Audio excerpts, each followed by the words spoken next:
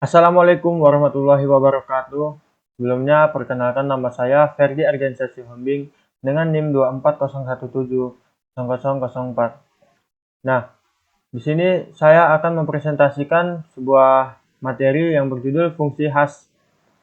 Nah, fungsi hash adalah algoritma kriptografi yang mengubah suatu data berupa teks, file, password, atau pesan menjadi rangkaian karakter acak dengan panjang tetap yang disebut hash value atau message diset.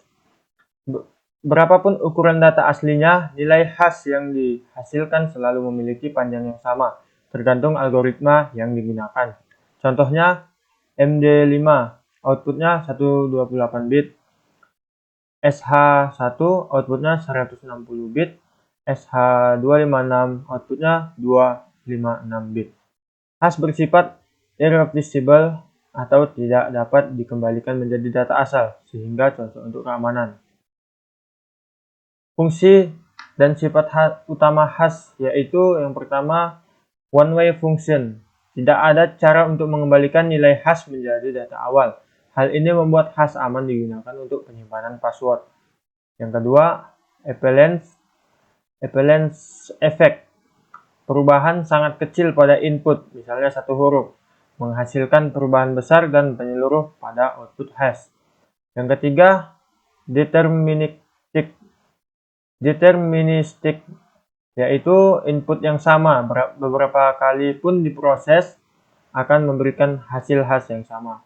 Nah, yang terakhir, collision resistant. Sangat sulit menemukan dua input berbeda yang menghasilkan nilai hash sama. Algoritma modern seperti SH256 sangat kuat dalam hal ini.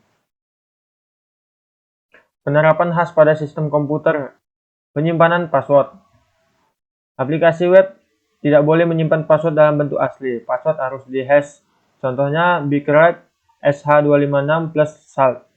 Ketika user login, password yang dimasukkan di-hash kembali dan dibandingkan dengan hash di database.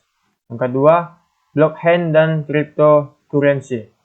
Teknologi blockchain menggunakan hash untuk menghubungkan blok satu dengan lainnya, membuat bukti kerja atau proof of work, dan menjamin transaksi tidak dapat diubah. Nah, yang ketiga, verifikasi integritas file. Banyaknya website distribusi software menampilkan hash SHA256 dari file yang di-download. User dapat memverifikasi apakah file yang diunduh rusak atau telah dimodifikasi oleh pihak tidak bertanggung jawab. Nah, yang terakhir yaitu digital forensics. Hash digunakan untuk memastikan bahwa barang bukti digital tidak mengalami perubahan selama proses penyidikan. Nah, message authentication code. Pengertiannya yaitu MAC adalah nilai autentikasi yang digunakan untuk memastikan bahwa pesan benar-benar berasal dari pihak yang sah dan tidak mengalami perubahan. MAC dibuat menggunakan fungsi hash yang digabungkan dengan secret key. Formula umumnya yaitu MAC sama dengan hash atau key plus message. Bentuk MAC paling dikenal adalah HMAC, hash-based message authentication code. Tujuan MAC ada 3, yaitu menjaga integritas pesan. Jika pesan berubah sedikit saja, MAC juga akan berubah. Yang kedua, autentikasi pengirim, karena kunci hanya dimiliki pengirim dan penerima, maka hanya pengirim sah yang dapat menghasilkan MAC yang benar. Yang terakhir, mencegah serangan man in the middle. Tanpa kunci rahasia, pihak ketiga tidak bisa membuat MAC yang valid meskipun mereka mengetahui isi pesan. Nah, penerapan MAC itu gimana sih? Yang pertama ada pada keamanan API atau HMAC SHA256. Sistem modern seperti server API, payment gateway, dan aplikasi mobile menggunakan HMAC untuk memastikan request berasal dari klien sah. Yang kedua ada pada TLS atau SSL, HTTPS. Pada versi TLS tertentu, MAC digunakan untuk menjaga integritas komunikasi antara server dan browser. Yang ketiga pada VPN atau IPsec. IPsec menerapkan MAC untuk mengamankan paket jaringan yang memverifikasi apakah data di perjalanan tidak diubah. Yang terakhir ada pada komunikasi IoT.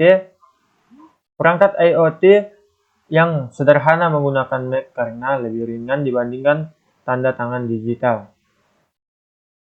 Nah, digital signature atau tanda tangan digital, pengertiannya yaitu digital signature adalah teknik kriptografi yang menggunakan pasangan kunci publik dan kunci private untuk membuktikan keaslian dan integritas sebuah pesanan atau dokumen digital. Berbeda dari MAC, digital signature memberikan non-repudiation, artinya pengirim tidak bisa menyangkal bahwa ia pernah menandatangani dokumen tersebut. Nah, cara kerja digital signature yaitu pengirim menghitung nilai hash dari data. Hash tersebut dienkripsi menggunakan private key pengirim atau menjadi tanda tangan digital. Terus data plus signature dikirim ke penerima.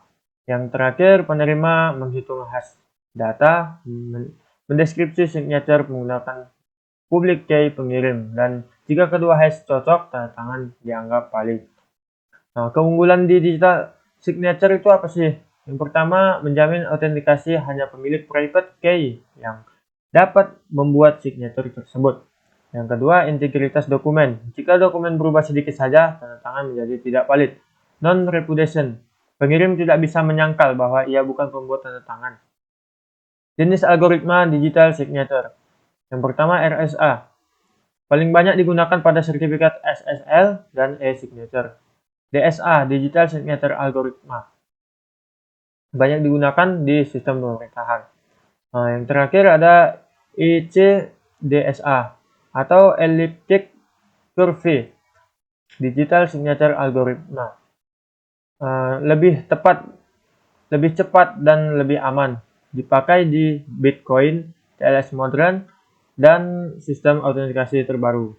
Nah, penerapan digital signature itu berupa tanda tangan elektronik resmi, contohnya dokumen PDF, kontak kerja, perjanjian legal sering ditandatangani secara digital untuk menghindari pemalsuan. Yang kedua, keamanan website HTTPS atau SSL sertifikat. Sertifikat SSL ditandatangani oleh Certificate Authority atau CA untuk membuktikan keaslian identitas website. Yang ketiga, email security. Digital signature menjamin bahwa email benar-benar dikirim oleh pemilik alamat tersebut. Yang keempat, distribusi software. Sistem operasi seperti Windows, Mac OS, Android, dan iOS hanya mempercayai aplikasi yang memiliki signature valid. Yang terakhir, pemerintahan digital. Contohnya eKTP pada Dukcapil juga.